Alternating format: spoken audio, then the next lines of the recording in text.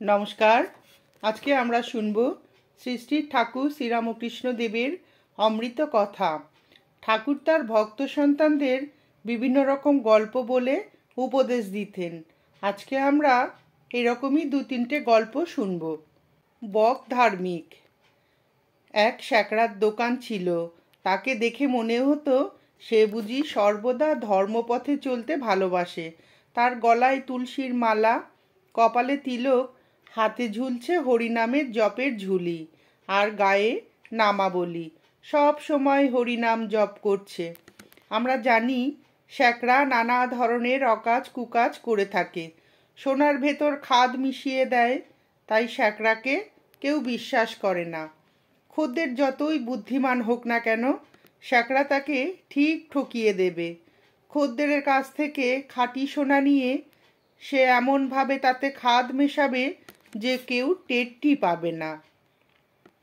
তাই সকলে এমন শ্যাকরার খোঁজ করে যার মধ্যে কিছুটা ধর্মভাব আছে। এই শ্যাকরাটিকে দেখে সকলে মনে করত, আহা, এ নিশ্চয়ই সৎ হবে, সে নিশ্চয়ই সোনা চুরি করবে না। ধীরে ধীরে তার নাম চারিদিকে ছড়িয়ে পড়ল। আশেপাশের গ্রাম থেকে তার কাছে লোক আসতো গয়না গড়াবার জন্য। দোকানে অনেক কারিগর কাজ করত। দোকানের মালিকের মতো সকলেই পরম ধার্মিক। সকলেই লোভ লালসা থেকে দূরে থাকতে ভালোবাসে। একদিন কয়েকজন খদ্দের বেশ কিছুটা সোনা নিয়ে এলো শ্যাকরাটির কাছে।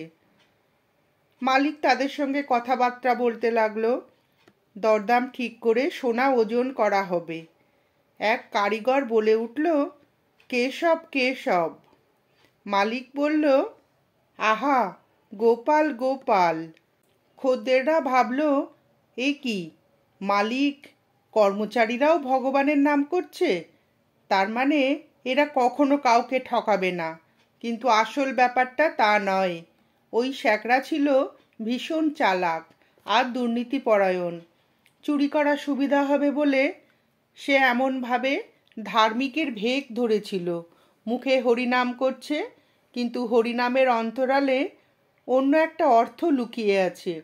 কারিগর বলল, কেশব কেশব, এর মানেটা হলো কেশব। কারিগর মালিককে জিজ্ঞাসা করলো, যারা এসেছে এরা সব কে? এরা কি চালাক? তারপর উত্তর দেওয়া হলো, গোপাল গোপাল। গো মানে গরু, অর্থাৎ এরা সব গরুর পাল, একেবারে বোকা। তখন আর একজন কারিগর বলে উঠল, হরি হরি।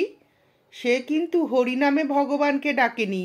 সে মালিককে জিজ্ঞাসা করলো, হরি মানে ভরং করি, চুরি করি, অর্থাৎ সোনা চুরি করবার জন্য কারিগর মালিকের কাছ থেকে অনুমতি চাইল। মালিক উত্তর দিল, হর হর, অর্থাৎ এখনই সোনা চুরি করো। শ্যাকরা এবং কারিগরদের মধ্যে আকারে ইঙ্গিতে কি কথা হয়ে গেল, খদ্দেররা তা বুঝতেই পারল না।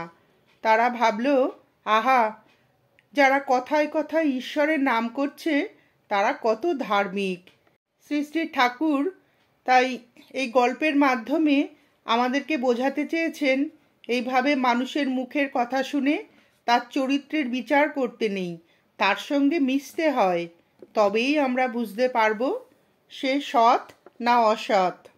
ঠাকুরের বলা এরকমই আরেকটি গল্প, ধর্মব্যাধের ধর্মকথা। এক ব্রাহ্মণ সন্তান শেষ পর্যন্ত বনে গিয়ে তপস্যা শুরু করলেন।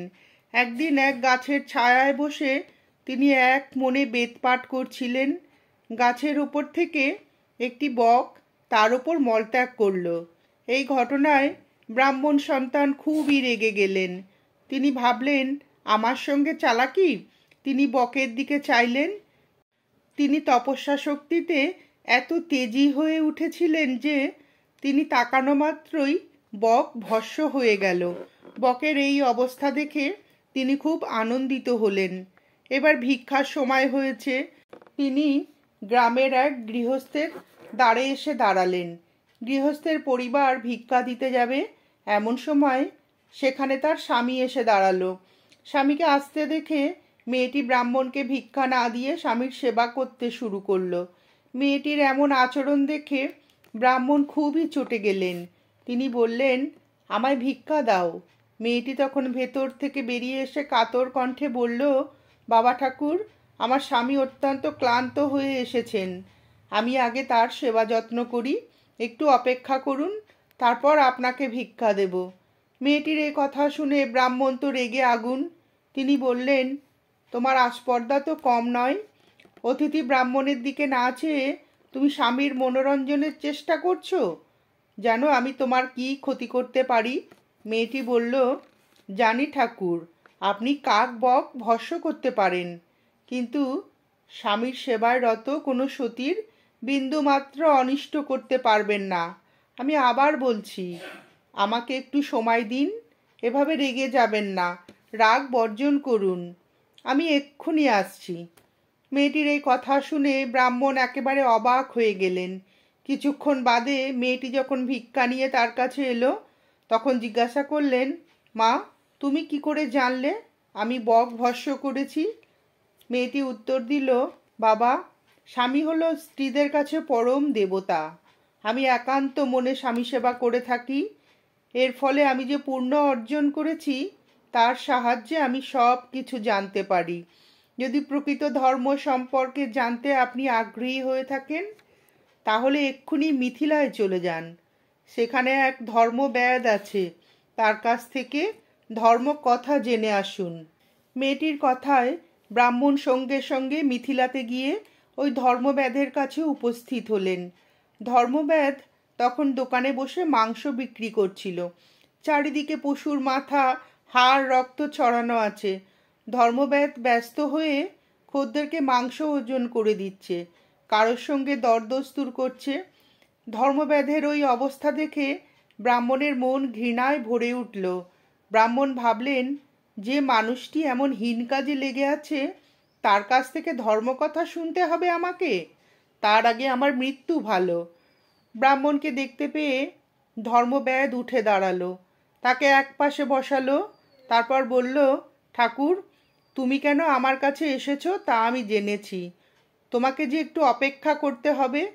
দোকানের কাজ শেষ হলে আমি বাড়িতে যাব, তারপর তোমার সাথে ধর্ম আলোচনা করব। বাজার শেষ হবার পর ব্যাদ ব্রাহ্মণকে নিয়ে বাড়িতে গেল। বাড়িতে গিয়ে স্নান করে তিনি পিতামাতার সেবা করল। তারপর ব্রাহ্মণকে ধর্ম উপদেশ দিতে লাগলো। ধর্মব্যাদ সহজ সুন্দর ভাষায় ধর্মের এক একটি বিষয় ব্যাখ্যা করতে লাগলো। ব্রাহ্মণ তার কথা শুনে বিস্ময়ে হতবাক হয়ে গেলেন। তিনি ভাবতেই পারেননি যে ব্যাদ সকাল থেকে সন্ধ্যা পর্যন্ত পশুর মাংস বিক্রি করে জীবিকা নির্বাহ করে, তার হৃদয় ধর্মতত্ত্বে এত পরিণত হলো কি করে?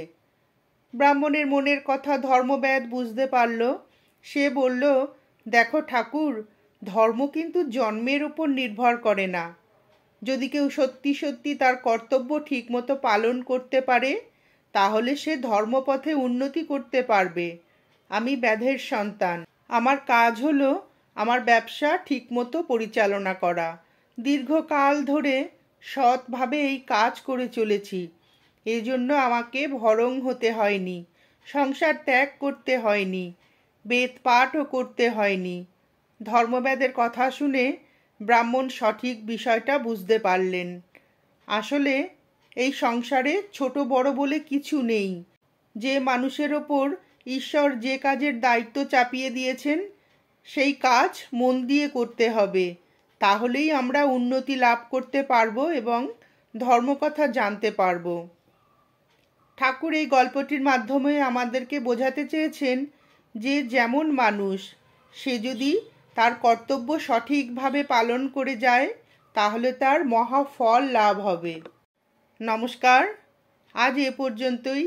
শ্রী শ্রী ঠাকুর গল্পের মাধ্যমে আমাদের যে সুন্দর সুন্দর উপদেশ দিলেন, ঠাকুরের বলা এই গল্পগুলি শুনে আপনাদের যদি ভিডিওটি ভালো লেগে থাকে, তাহলে একটি লাইক করবেন এবং চ্যানেলটিকে সাবস্ক্রাইব করে পাশে থাকবেন।